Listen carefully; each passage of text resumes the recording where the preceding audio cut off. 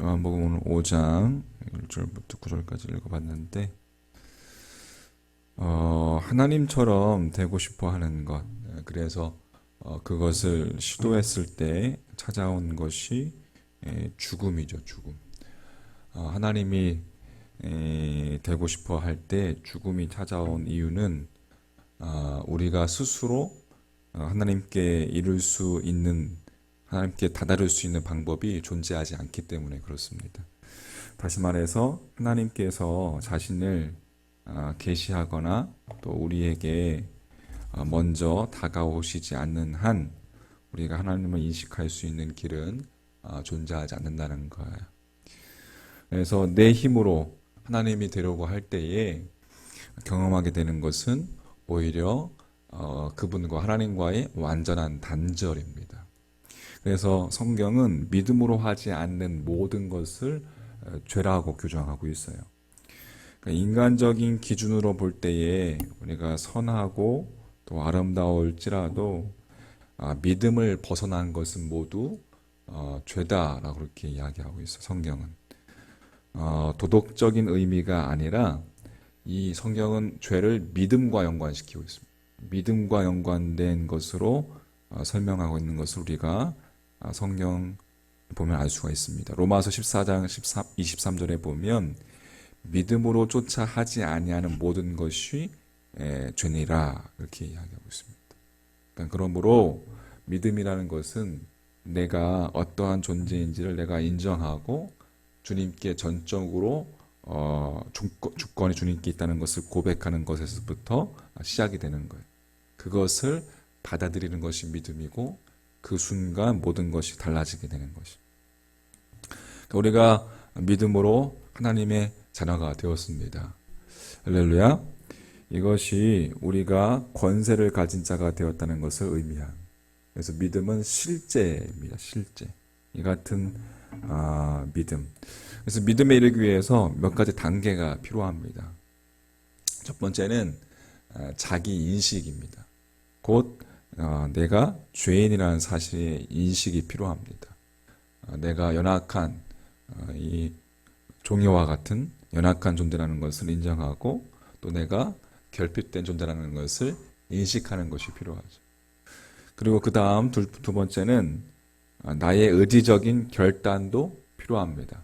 하나님을 향한 전적인 결단이 중요하죠. 그래서 로마서 10장 9절 10절에 네가 만일 내 입으로 예수를 주로 시인하고 또 하나님께서 그를 죽은 자 가운데서 살리신 것을 내 마음에 믿으면 구원을 얻으리니. 사람이 마음으로 믿어 의에 이르고 입으로 시인하여 구원에 이르니라 이렇게 이야기하고 있습니다. 그러니까 마음으로 믿고 입으로 시인하는 것, 이것이 두 번째 단계이죠. 근데 이 단계도 여전히 부족합니다.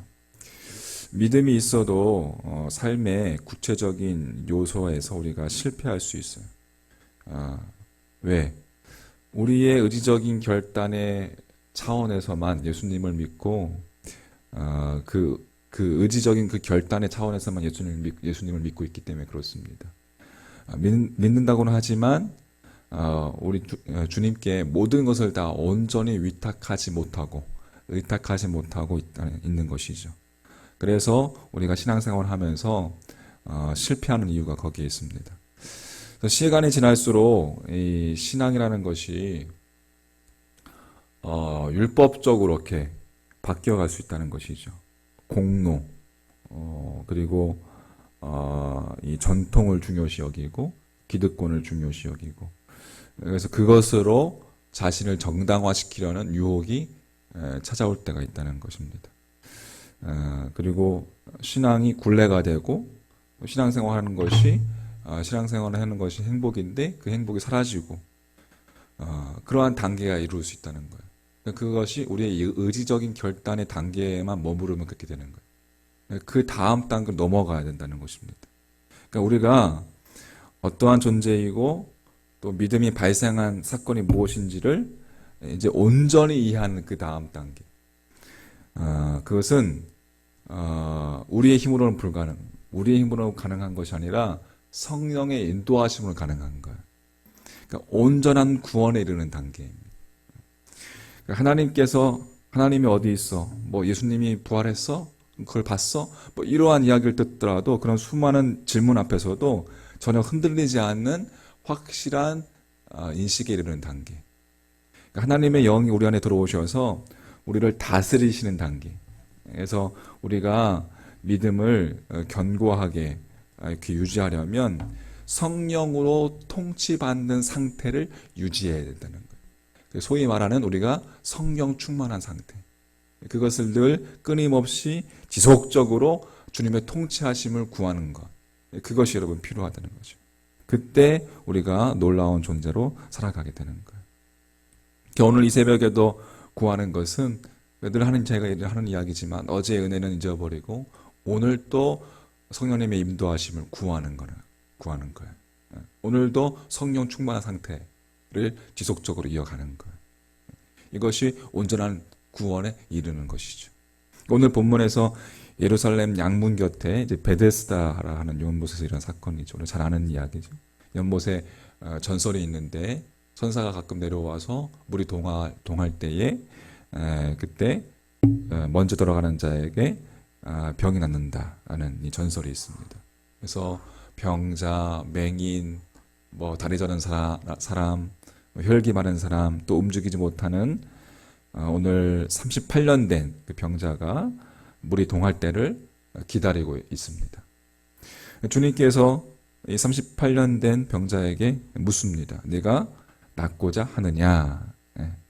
이 질문 앞에 이 38년 된 이 병자가 주여 물이 동할 때 움직일 때 나를 못에 넣어주는 사람이 없어서 내가 가는 동안에 다른 사람이 먼저 들어가서 내려갑니다. 이렇게 이야기해요.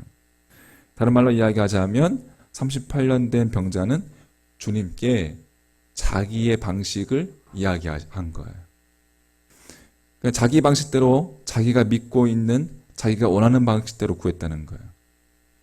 반대로 이야기하자면 내가 하나님께 원하는 응답이 안 오면 그러면 안 된다는 거예요. 응답이 안 왔다는 거예요. 근데 여러분 우리가 앞에서 이야기했던 성령의 통치를 받는 믿음이라는 것은 하나님께서 우리에게 좋은 것으로 늘 그렇게 우리에게 주시는 분이라는 사실을 우리가 믿는 거죠. 그러니까 지금 내가 원하는 것이 안 왔다 할지라도 내가 원하는 응답이 안 왔다고 할지라도 그래도 하나님의 인도하심을 믿는 거예요. 그게 성령의 통참을 받는 사람이에요. 그것이 응답이라는 것을 받아들일 줄 아는 신앙이죠. 그게 성령의 인도하심을 받는 신앙이에요. 다른 말로 이야기하자면 신앙의 탄력성이 있어야 된다는 거죠. 그러니까 우리들은 신앙생활 오래 하다 보면 아까도 이야기했지만 율법에 얽매여서 정통에 얽매여서 나도 모르는 사이에 고집이 생깁니다. 신앙의 탄력성이라는 것은 하나님이 주시는 응답은 틀림없이 좋은 것이고 내가 그것을 받아들일 줄 아는 신앙이라면 그것이 나에게 영향을 주고 그것이 나를 인도하실 거고 그것이 나를 변화시킬 거라는 것을 그냥 믿는 거예요. 38년 된 병자는 물이 동할 때 그냥 들어가는 것만이 그러니까 자기 생각에는 그렇게 생각했어요. 거기에 먼저 들어가는 것이 자기가 산다고 생각했어요. 근데 예수님은 다른 더 좋은 방법을 가르쳐 주셨어요.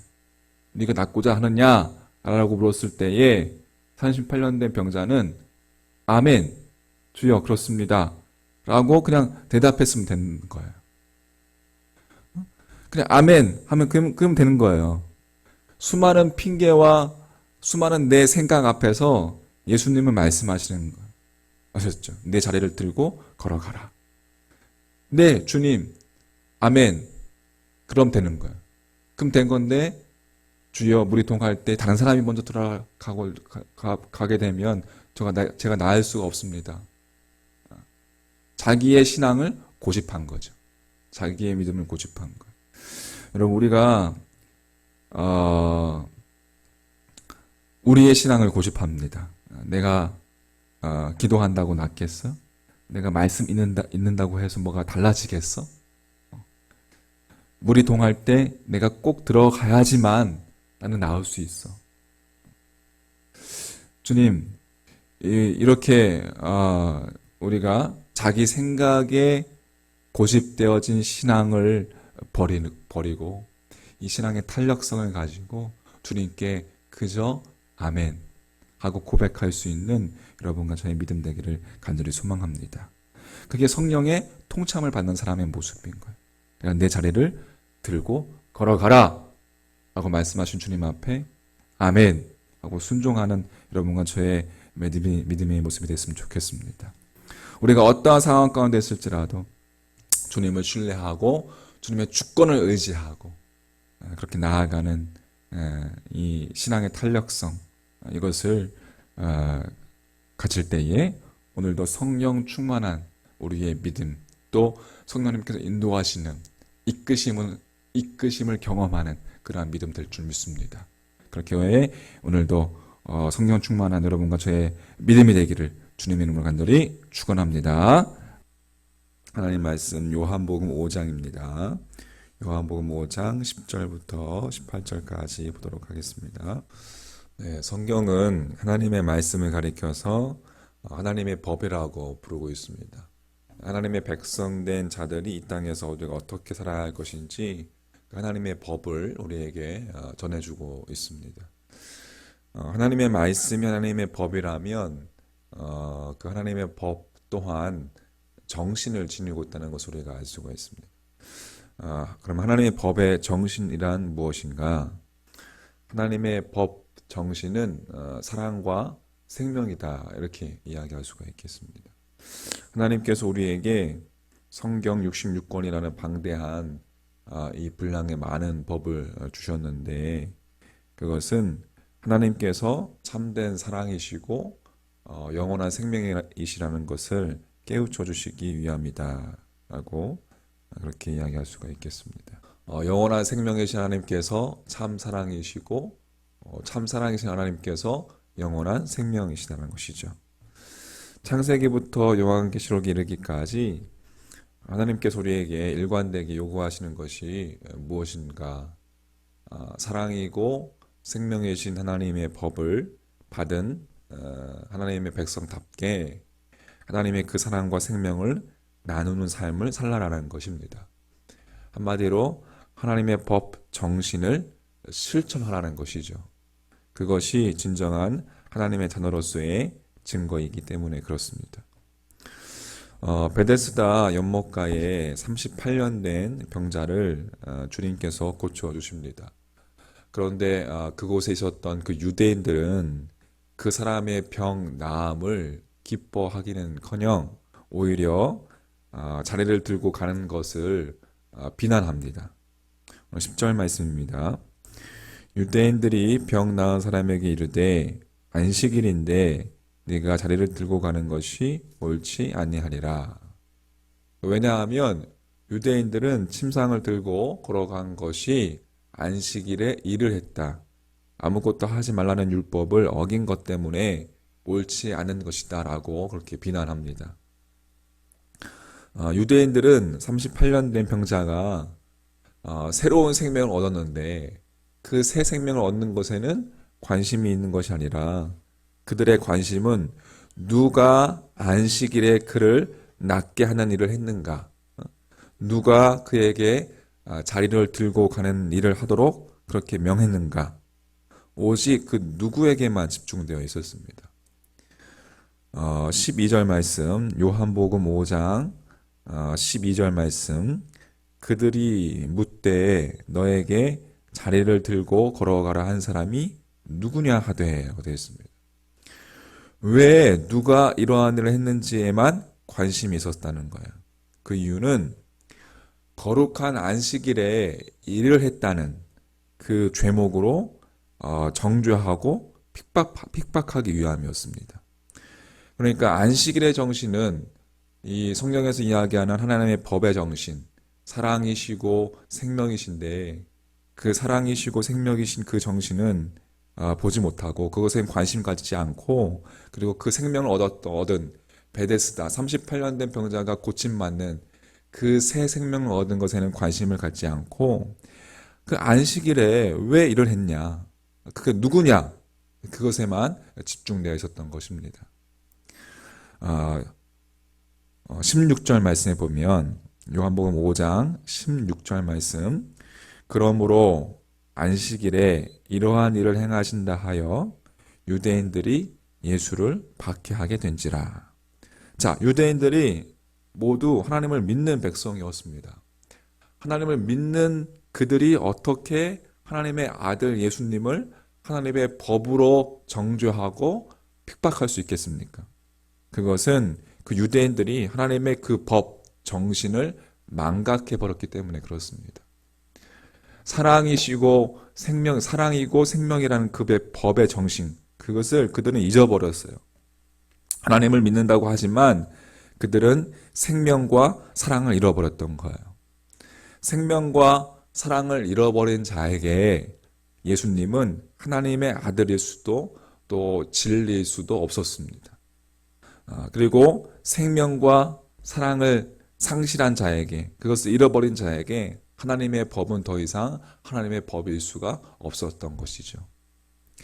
그것은 단지 자신들의 자신들의 뜻과 자신들의 그 판단을 정당화시켜주는 그저 수단에 지나지 않았습니다. 이 법이 안식일에 일을 하면 안 된다라는 그것을 정당화시켜주는 그저 그것의 수단에 지나지 않았던 것이죠. 그래서 그들은 하나님의 법의 이름으로 진리를 핍박할 수 있었고, 그리고 진리를 정죄할 수 있었습니다. 더 나아가서 아예 진리이신 그 예수님을 죽이려 한 거예요. 여러분, 참 아이러니하죠? 하나님의 법을 안다는 그들이 그 하나님의 그 법으로 정당화시켜서 진리를 핍박하고 진리를 정죄했다는 거예요. 예수님을 죽이려 한 거예요. 자, 18절 말씀. 유대인들이 이로 말미암아 더욱 예수를 죽이고자 하니 이는 안식일을 범할 뿐만 아니라 하나님을 자기의 친아버지라 하여 자기를 하나님과 동등으로 삼으심이로라. 자, 이에 주님께서 당신을 핍박하는 그 유대인들에게 어떻게 반응하십니까? 그 전절에 17절 말씀에 보면 예수께서 그들에게 이르시되 내 아버지께서 이제까지 일하시니 나도 일한다 하시매라고 되어 있습니다. 주님께서 일하시는 까닭은 하나님 아버지께서 일하시기 때문이다라고 그렇게 반응하십니다. 중요한 것은 주님께서 그 일하신다는 그 동사, 그것을 현재형으로 말씀하셨다는 거예요. 그러니까 하나님께서 인간을 사랑하시고 하나님께서 인간을 살리시는 분이시기 때문에 예수님께서도 하나님을 쫓아서 인간을 사랑하고 우리를 살리시기 위해서 이 땅에 오셨다는 뜻입니다. 할렐루야. 사랑과 생명, 이것이 안식일의 정신, 곧 법의 정신인 거예요. 그래서 사랑과 생명이 사라진 안식일이라면 우리가 아무리 거룩한 예복을 입고 우리가 아무리 깨끗하게 겉모습을 치장하고 거룩한 또 형식의 예배를 드린다 하여도, 우리의 예배 형식이 거룩하게 보인다 하여도 진정한 주일, 참다운 주님의 날이라고 할 수 없는 겁니다. 그 안식일의 정신이 사라졌다면. 자, 우리가 그리스도인이 된다는 것은 무엇일까요? 우리가 진짜 여러분 하나님의 백성, 하나님의 자녀가 된다는 것은 정말 진짜 그리스도의 사람이 되는 것, 진짜 진리의 사람이 되는 것, 즉 진리의 삶을 진짜 사는 것, 그것이 여러분 크리스천이 된다는 것의 의미일 것이라 믿습니다. 자, 정리합니다. 안식일의 정신은 사랑과 생명이다. 하나님 앞에 나아갈 때에 법을 지키는 것보다 우선시 되는 것, 우리의 우선순위가 무엇이 되어야 하는가? 그것은 우리의 전심이어야 된다. 우리의 심령이 하나님 앞에 무엇보다도 하나님 앞에 가난한 심령으로, 하나님 앞에 부드러운 마음으로, 하나님 앞에 그 무엇보다 우리의 심령, 우리의 마음이 우선시 되어야 된다라는 사실. 그러면 이것을 우리가 놓치지 말고, 우리가 이것을 잊지 말고, 그렇게 오늘도 하나님 앞에 우리의 마음으로 나아가는 그런 이 새벽 시간이 되기를 간절히 소망합니다. 주님께서 우리의 마음을 만지실 거예요.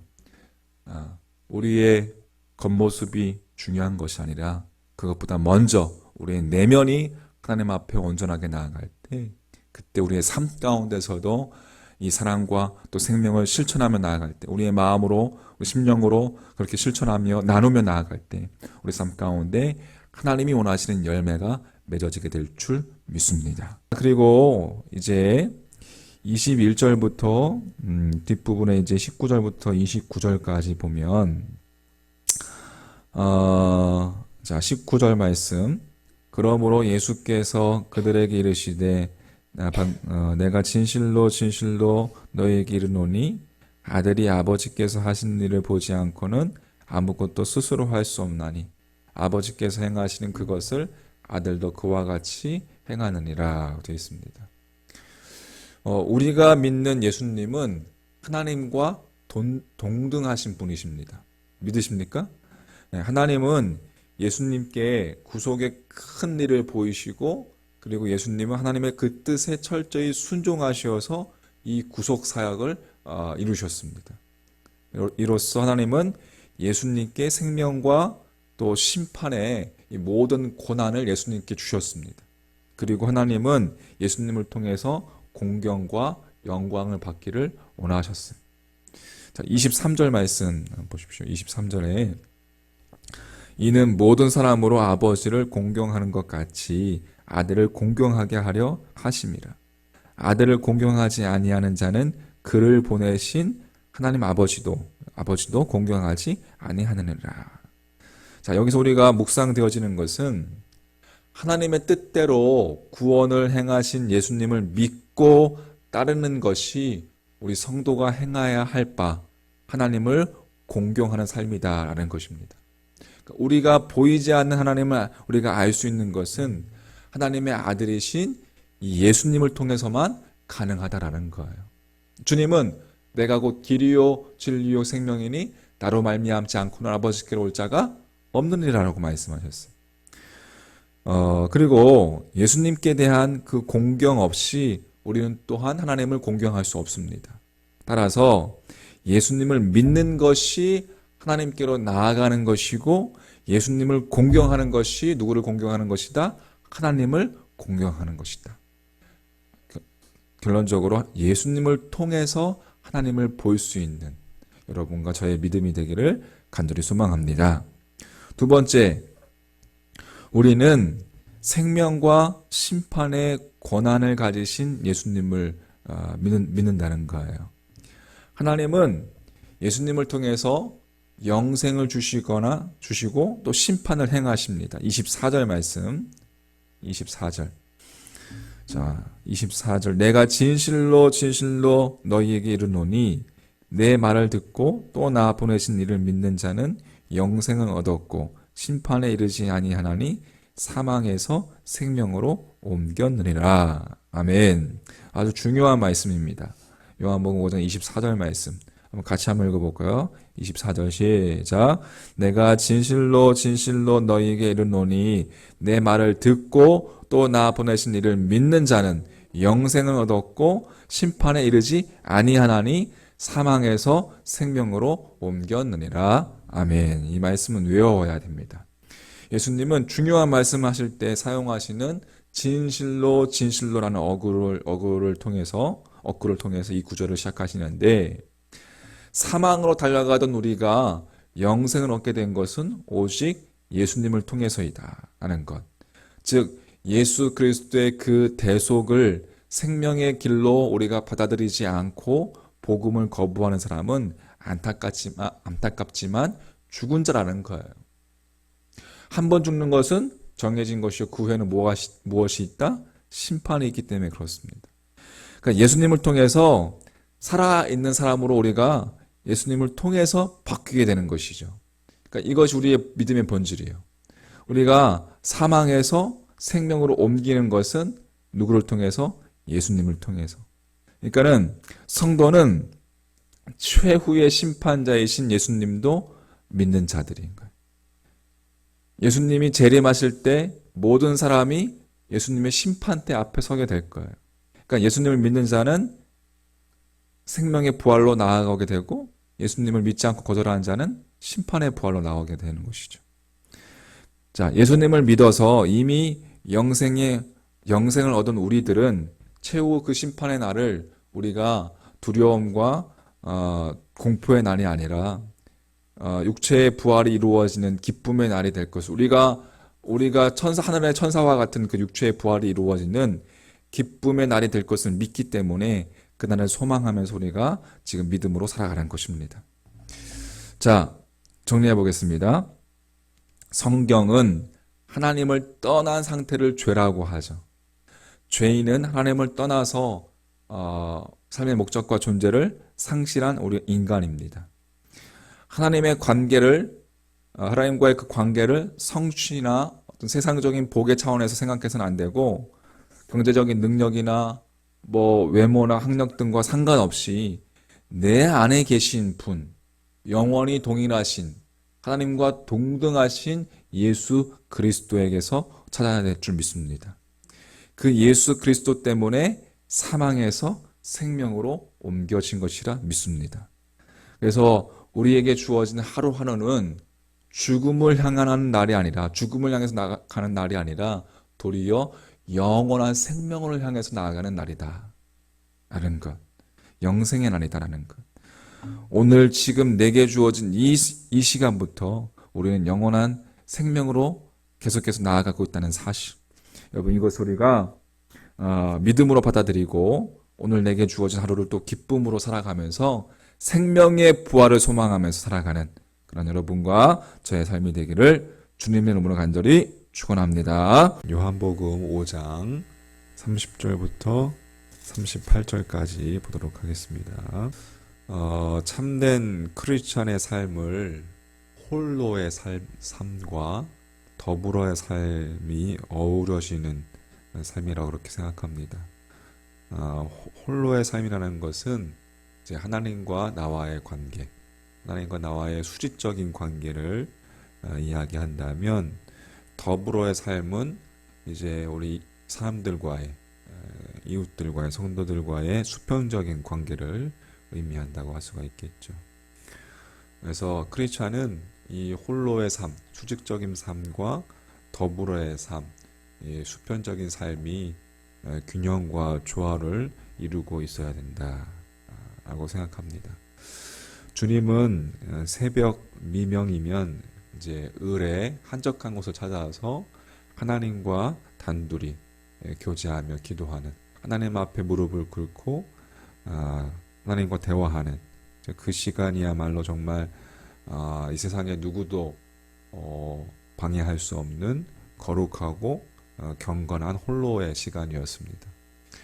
하지만 또 하나님을 향한 그 주님의 그 수직적인 삶은 또한 어김없이 수많은 사람들과 만나고 수많은 사람들을 치료하고 치유하고 세상 사람들과 더불어 사는 수평적인 삶을 수반하셨습니다.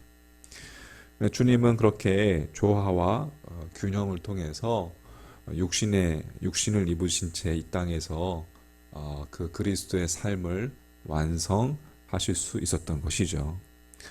뿐만 아니라 이 수직적인 삶과 그 수평적인 삶이 서로 교차하는 십자가, 그 십자가 위에서 당신 자신을 내어주심으로 정말 찬란하게 훗날 3일 후에 부활하실 수 있었던 것, 그건 역시 이 홀로의 삶과 더불어의 삶의 조화가 빚어낸 결과였다라고 이야기할 수가 있겠습니다.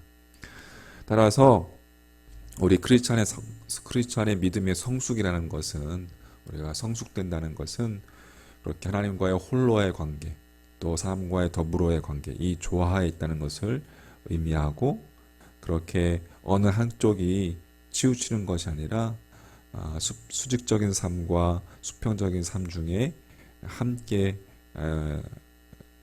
조화가 될 때에 십자가가 완성될 수 있다라는 것을 우리가 깨달을 수가 있습니다. 자, 그렇다면 이러한 홀로와 더불어의 조화로운 십자가의 삶을 우리가 바르게 살고 있느냐라는 것은 무엇으로 그렇게 우리가 증명할 수 있을까? 오늘 36절은 이렇게 이야기하고 있습니다. 36절에 보면 내게는 요한의 증거보다 더 큰 증거가 있으니 아버지께서 내게 주사 이루게 하시는 역사 곧 내가 하는 그 역사가 아버지께서 나를 보내신 것을 나를 위하여 증언하는 것이다. 이렇게 이야기하고 있습니다. 여기서 역사로 번역된 헬라어는 구원자로서의 삶, 구원자로서의 주님의 그 삶 자체를 의미하는 것입니다. 그러니까 우리가 홀로와 더불어의 조화로운 십자가의 삶을 바르게 살고 있느냐는 것은 우리가 얼마나 우리의 말이나 혹은 타인의 평가에 의해서 증명되는 것이 아니라 오직 우리의 삶 자체로 증명된다는 것이죠. 우리의 삶이 우리가 어떻게 살아가는 것, 그 삶 자체로 증명된다는 거예요. 예수님께서 십자가의 삶을 이루셨을 때 그렇게 그 삶 자체로 십자가의 삶을 이루셨을 때에 하나님께서 친히 하나님 아버지께서 친히 증거해 주셨습니다. 그래서 주님께서 이렇게 말씀하셨어요. 그 다음 37절에 보면 또한 나를 보내신 아버지께서 친히 나를 위하여 어떻게 하셨느니라? 증언하셨느니라 되어 있습니다. 그러니까 하나님 아버지께서 주님을 가리켜 그리스도고 당신의 아들이라는 것을 친히 증거해 주셨다는 거예요. 하나님은 예수님에 대해서 구약의 말씀으로 증언하셨고 또 예수님께서 신약에 보면 세례 받으실 때, 세례 받고 그 물에서 올라오실 때, 또 변화산에 계실 때 자신의 사랑하는 아들이라는 것을 직접적으로 증언해 주셨습니다. 그 마태복음 3장 16절 17절 말씀에 보면 예수께서 세례를 받으시고 곧 물에서 올라오실새 하반절에 보면 하늘로부터 소리가 있어 말씀하시되 이는 내 사랑하는 아들이요 내 기뻐하는 자라 하시니라. 하나님 아버지께서 직접적으로 내 사랑하는 아들이다, 내 기뻐하는 자다라고 증언해 주셨어요. 예수님께서 세례를 받으신 직후였습니다. 세례라는 것은 뭐예요, 여러분? 세례는 죄로 말미암아 죽을 수밖에 없는 인간을 위한 예식이죠. 근데 죄 없으시고 흠 없으신 그 하나님의 독생자를 위한 예식은 아니에요. 그럼에도 주님은 죄 많은 인간들과 더불어서 그렇게 사시겠다는 그 결단의 표시로 세례 요한에게 세례를 받으셨습니다. 수직적인 삶과 수평적인 삶이 조화를 이룬 모습이었죠. 삶으로 보여주신 모습이었어요. 또 마태복음 17장에 가면 하나님께서 또 증거하시는데 마태복음 17장 5절에 보면 말할 때에 호련히 빛난 구름이 그들을 덮으며 구름 속에서 소리가 나서 이르시되 이는 내 사랑하는 아들이요 내 기뻐하는 자니 너희는 그의 말을 들으라 하는지라 라고 이렇게 말씀하고 있습니다. 이제 변화산에 있었던 사건이죠. 변화산에서 오르셨을 때에 예수님께서 변화산에서 주님께서 황홀하고 신비로운 모습으로 그렇게 변하는 모습을 베드로가 봤을 때 베드로가 초막을 짚고서 그렇게 살자고 그렇게 간청했습니다. 그 황홀한 영적 체험의 그 현장, 하지만 예수님께서는 그 현장을 버리시고 그 산에서 내려가셨죠. 거기서 머무는 것이 아니라 내려가셨어요. 사람들이 있는 곳으로. 가난과 질병과 고통과 눈물이 있는 곳으로 산 아래로 내려간다는 것. 그것은 무슨 것을 의미합니까? 주님께서 하나님과 주님과의 신비로움의 홀로의 시간을 가지셨을 뿐만 아니라 주님께서는 더불어 살아야 할 그 산 아래의 사람들에게로 내려가신 거예요. 수직적인 삶과 수평적인 삶의 조화를 이루신 모습인 것을 우리가 또한 볼 수가 있습니다. 그렇게 예수님의 그리스도 되심과 하나님의 아들 되심은 주님의 말이나 다른 사람들의 판단이 아니라 주님의 삶 자체가, 그리고 그 삶을 인정하신 하나님 아버지의 말씀이 증거해 주고 있다는 것을 우리가 볼 수가 있습니다. 자, 그래서 본문을 통해서 이와 같은 사실을 강조하시는 까닭이 그러면 무엇일까? 그렇게 하나님께서 증언하시는, 아버지께서 내 아들이요 내 사랑하는 자다, 그리스도 구원자다라는 것을 증언하시는 그 까닭은 무엇입니까?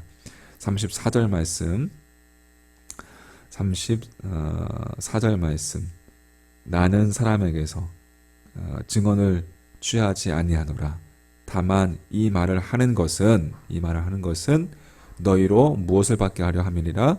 구원을 받게 하려 함이니라 라고 말씀하고 있습니다.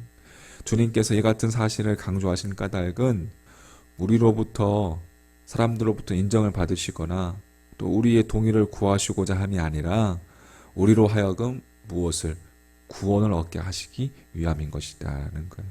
그렇게 삶 자체를 살아가신 것, 수평적인 삶과 수직적인 삶의 조화를 이루려고 살아가신 것, 십자가에서 그것을 이루신 것, 그것은 우리를 구원하시기 위함이다라는 것이. 할렐루야. 다시 말해서 그렇다면 우리도 우리의 믿음이 수직적인 삶과 수평적인 삶의 조화를 드러나는 삶을 살아야 한다는 것을 의미하는 것이죠. 그렇게 주님을 본받는 삶, 그렇지 않으면 본질이 결여된, 본질이 빠진 믿음의 껍질만 보여지는 신앙이 될 수 있고, 그것으로는 우리가 구원의 은총을 누릴 수 없다는 것을 우리에게 깨우쳐 주시기 위함인 것입니다. 자, 오늘 말씀을 정리해보면, 여러분, 진정 예수 그리스도를 믿음으로 구원에 이르렀다는 것을 여러분 믿으십니까? 그렇다면 그 믿음은 우리의 말이 아니라 우리의 삶으로 증명되어져야 한다는 것이. 그것이 오늘 예수님의 우리의 삶의 목적이, 예수님께서 홀로의 삶과 더불어의 삶을 균형을 이루고 그렇게 수직적인 삶과 수평적인 삶의 조화를 이루며 십자가에서 그것을 이루었던 것처럼 우리도 마찬가지로 하나님과 이렇게 새벽 미명에 교제하는, 기도하는 이 홀로의 삶과 수직적인 삶과 또 우리가 살아가는 삶의 영역 속에서, 각자의 삶의 영역 속에서 만나는 그 사람들과의 관계 속에서 이루어지는 수평적인 삶의 조화, 이것을 이루는 삶을 살아갈 때에, 그때 우리는 하나님의 음성을 어느 순간 불현듯 듣게 될 것이라 믿습니다. 우리의 상황을 통해서 말씀하시는 하나님의 음성, 또 하나님과의 교제 속에서 말씀하시는 하나님의 음성, 하나님께서 주님을 향해서 너는 내 사랑하는 아들이다, 이는 내 사랑하는 아들이다, 내 기뻐하는 자다 라고 말씀하셨던 것처럼 우리도 우리의 삶 속에서 그렇게 말씀하시는 주님의 음성을 듣고, 우리가 내게 주어진 십자가가 있다면, 남겨진 십자가가 있다면 그것이라도 지고 주님을 쫓아가는, 주님을 따라가는 주님의 백성 되기를 간절히 소망합니다. 그렇게 오늘도 우리의 삶 가운데, 여러분의 각자의 삶 속에서 수직적인 삶과 수평적인 삶의 십자가의 도를 이루는 그런 여러분과 저희의 믿음의 삶이 되기를 우리 주님 이름으로 간절히 부탁드립니다. 요한복음 5장 39절부터 47절까지 보도록 하겠습니다. 자, 성경의 많은 곳에서 하나님은 예수님을 증거하십니다. 성경은 그 자체로, 성경은 증거이죠. 우리가 이 성경을 통해서 우리가 주님을 알 수가 있습니다. 유대인들은 영생을 얻고자 하는 이 말씀을 읽는, 또 말씀을 정통한 사람들입니다. 하지만 예수님은 그 유대인들을 책망하시죠.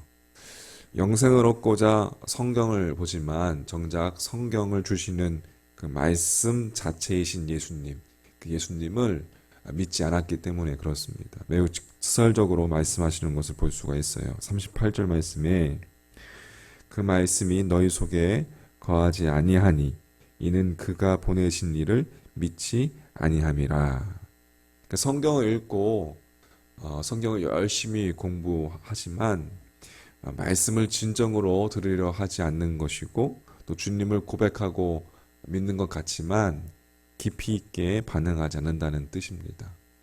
바로 이 의도의 문제라는 것이죠.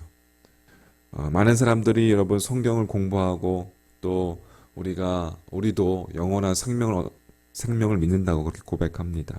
그리고 그것으로 모든 것이 끝났다고 생각해요. 하지만 주님께서는 바로 그러한 그 의도의 문제를 지적하시고 말씀하시는 거예요.